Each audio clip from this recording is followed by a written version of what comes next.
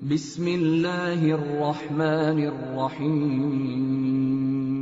اس کہانی کو مکمل سنیے، اور اگر آپ نے ہماری چینل کو سبسکرائب نہیں کیا ہے تو جلدی سے سبسکرائب کر دیں۔ صبح ہی صبح میاں بیوی کا خوب جھگڑا ہو گیا۔ بیگم صاحبہ غضبناک ہو کر بولی، بس بہت کر لیا برداشت، اب میں مزید 1 منٹ بھی تمہارے ساتھ نہیں رہ سکتی۔ میاں جی بھی طیش میں تھے، بولے، میں بھی تمہاری شکل دیکھ دیکھ کر تنگ آ چکا ہوں، دفتر سے واپس آؤں تو مجھے نظر نہ آنا گھر میں، اٹھاؤ اپنا ٹین ڈبہ اور نکلو یہاں سے۔ میاں جی غصے میں ہی دفتر چلے گئے۔ بیگم صاحبہ نے اپنی ماں کو فون کیا اور بتایا کہ وہ سب کچھ چھوڑ چھاڑ کر بچوں سمیت میکے واپس آ رہی ہیں، اب مزید نہیں رہ سکتی اس جہنم میں۔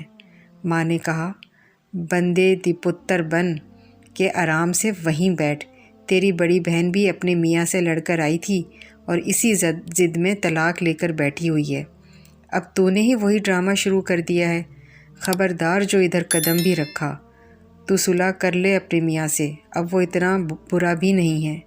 ماں نے لال جھنڈی دکھا دی تو بیگم صاحبہ کے ہوش ٹھکانے آئے اور وہ پھوٹ پھوٹ کر رو دی۔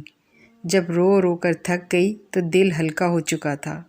میاں کے ساتھ لڑائی کا سین سوچا تو اپنی بھی کافی غلطیاں نظر آئیں۔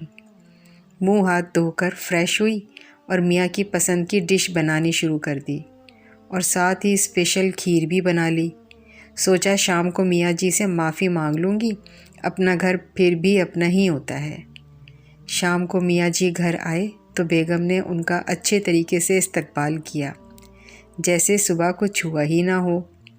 میاں جی کو بھی خوشگوار حیرت ہوئی۔ کھانا کھانے کے بعد میاں جی جب کھیر کھا رہے تھے تو بولے، بیگم، کبھی کبھار میں بھی زیادتی کر جاتا ہوں، تم دل پر مت لیا کرو، بندہ بشر ہوں، غصہ آ ہی جاتا ہے۔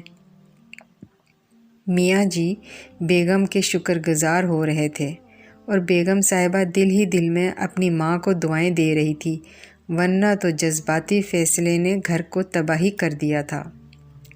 سبق: اگر والدین اپنی شادی شدہ اولاد کی ہر جائز ناجائز بات کو سپورٹ کرنا بند کر دیں تو 90% بگڑنے والے رشتے بچ جاتے ہیں۔